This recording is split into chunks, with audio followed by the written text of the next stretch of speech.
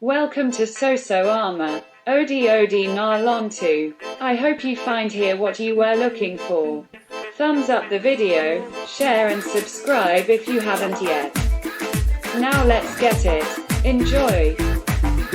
How the Sky God stories came to be Anansi stories. This version of the most commonly retold folktale was recorded by Rattray in his extensive book on AKAN-ASHANTI folktales.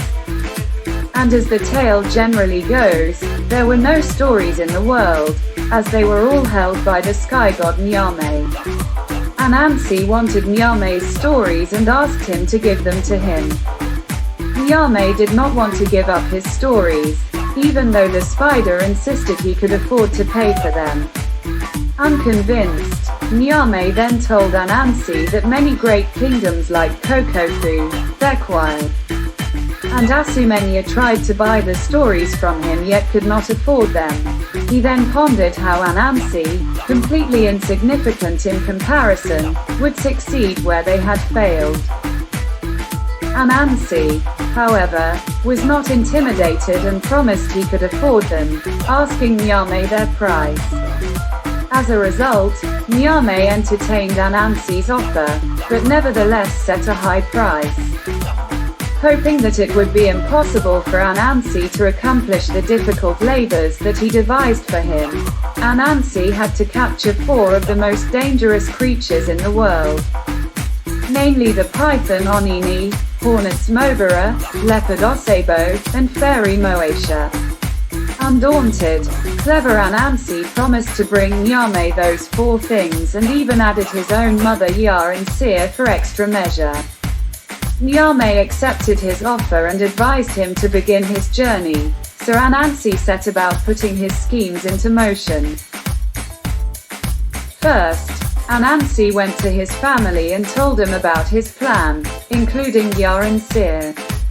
Then, he asked his wife Aso for advice, as he wished to capture Onini the python first.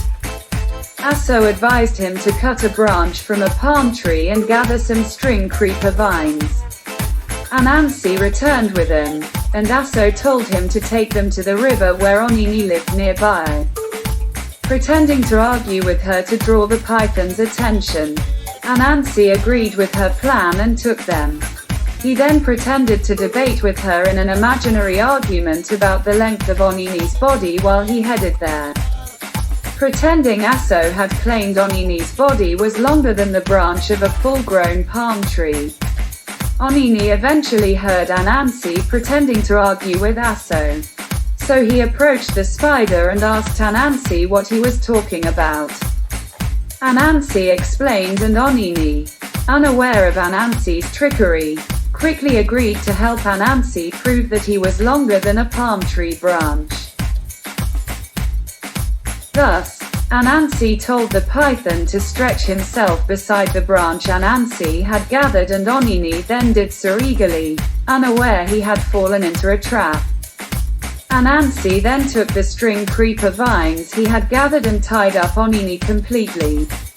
Anansi then lost no time in carrying Onini off to Nyame, mocking the python along the way and informing him of his bargain with Nyame.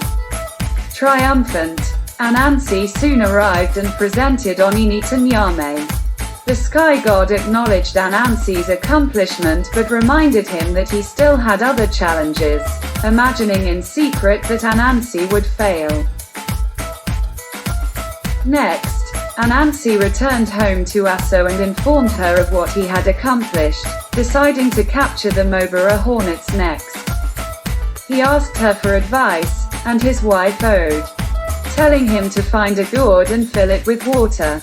He was then to carry the gourd along with him to see the hornets. Anansi followed her advice, heading toward the bush where the hornets roamed in search of them. Soon, the spider noticed a swarm of hornets loitering near one, and he crept close to them, readying his gourd.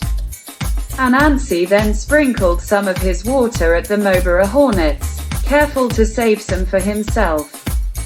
The spider then doused himself with the remaining water he had collected and cut a leaf from a banana tree nearby, covering his head with it. Soon the hornets flew to him in a fit, but Anansi showed them his banana leaf still wet and explained that it had been raining. Clever Anansi then warned the hornets that the rain was dangerous, suggesting that they could enter his gourd so that they would not be overcome. The hornets agreed and thanked Anansi for helping them unaware of his scheme, and they all flew inside, filling the gourd as they sought the shelter Anansi had promised them. Once all of them had entered, Anansi stopped the mouth of the gourd and taunted them for succumbing to his scheme.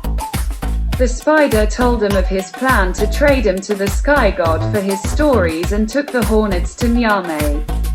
Nyame accepted the hornets, but reminded Anansi that he still had other tasks left in spite of his successes so far, certain the spider still could not complete his task. He bade the spider to continue his search, and Anansi left for home. So AmA thanks you for tuning in. Please leave a comment. Brantangi until the next video. Peace and much love to all.